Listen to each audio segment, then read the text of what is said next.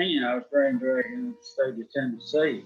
And it really doesn't work that way because usually older, people of older age hold that position.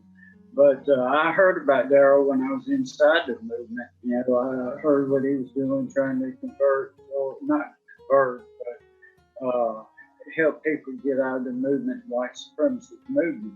And Darrell, to me, was crackpot. What's it again? I thought he was a crackpot. But he was a nut, and of course I ignored him, and of course didn't think much about him rest of the years. And then it came to that time where I was really ready to get out, and I didn't know how. I mean, I found myself in a situation where I had friends that I grew up with on one side that didn't want to have anything to do with me because I was joined the Klan. Then I had the people on the other side of the fence that were Klansmen, and they didn't want to have anything to do with me because they knew that I was trying to back out and get out of the movement. And I just happened to see Darrell Davis on Discovery Channel, and when he was on TV, he made a lot of sense to me. And what did he say that made sense to you initially that grabbed you? Well, basically, one of the things he said, of course, what he said is, how can you hate me if you don't know me? I turned around, I asked myself that question. I didn't have an answer. Wow. I did not have an answer, and still don't have an answer. And of course, I don't hate him now. I love him. Of course not. Yeah. You guys are dear friends. I look at the big grin on Darrell's face, giggling right now. Yeah. What would you say, Scott, to someone who believes that anyone else, because we're dealing with black, white here, but if I go to Israel and Palestine and you see people there that are, being treated, as subhuman, we can go. There are people in this country because of coronavirus that are Chinese nationality, have nothing to do with it, that people attack. What would you say to somebody who's locked into racism to get them to start to open that door? Or what would you say to any of us that may know someone? I knew I grew up with one of my grandfathers I loved and adored, but we would have the most unbelievable, intense arguments, even as a little boy, because he was injured so much in his life by, quote, Jewish people and by, he used the N-word, African Americans. And I couldn't believe it because I knew him as such a good man, and he become this monster. And one of my greatest frustrations as a child was like, how can he think this way? How can I get through to him? What's the way to get through to someone who's that conditioned or stuck? What would you say if you were trying to help somebody yourself in that situation? What would you say to them, or what would you get them to experience to begin to create that opening? Well, let me say this. I contacted Darrell, and Darrell returned my phone call. And we exchanged calls and became friends, and I've learned a lot from him, and I hope he's learned something too. but I've learned a lot from Darrell, and the main thing is conversation. Conversation is what really is the key to this whole situation. And that's what I would ask him. I said, let's have a conversation, talk, sit down, let's talk. And of course, that's one of the things that brought Darrell and I together. I didn't even know he was a musician, and here I was from Mississippi, home of B.B. King, and Darrell was a musician, and that gave us a common subject to work from, and it's grown into a brotherhood.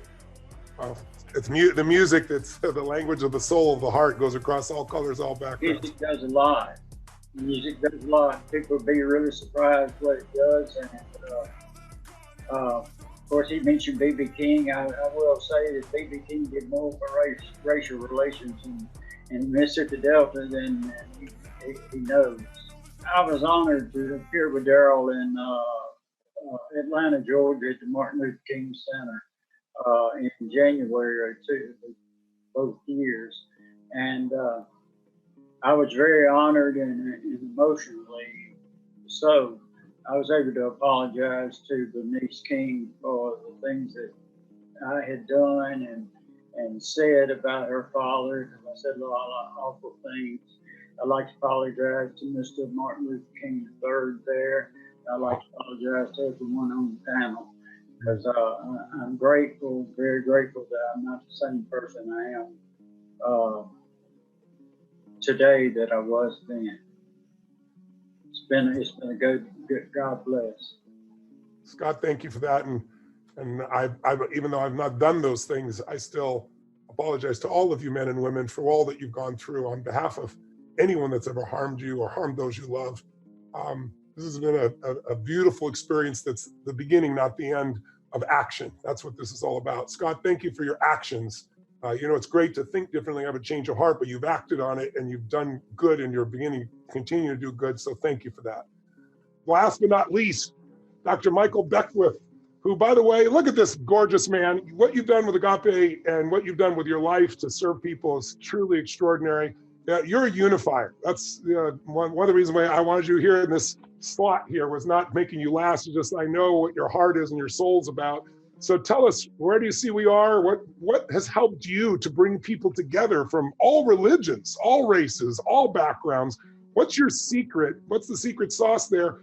And tell us what you see of this current situation and what maybe makes you optimistic where we need to go. Yeah. Thank you, first of all, Tony, for having this, convening this gathering. I have not been agitated for time, not 1 second, listening to every single speaker. Everyone had something to say from a very powerful lens, and I appreciate it. I started Agape 34 years ago, and Agape, I derived that from the word, from the speech from Dr. Martin Luther King Jr., who talked about the highest form of the love of God operating in the human heart. I had an organization called Agape Transformationals, which was a combination of agape love and transformationals was from Malcolm X, because he had transformed his life in the public eye. So Agape emerged from that. I met Dr. King as a small boy at Holman's Methodist Church when I was about 10 years old, shook his hand, and I said to my mom, he has such soft hands.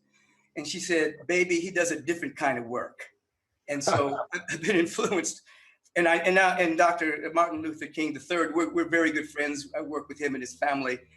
But, just in summary of, what everyone has said, if you're Black, you have gone through the fire of racism and bigotry and walking into a room and being the other. When I attended Morehouse College, and I went there because that was Dr. King's alma mater, my first week there, I went out to Greenbrier to go roller skating, and my friends and I were skating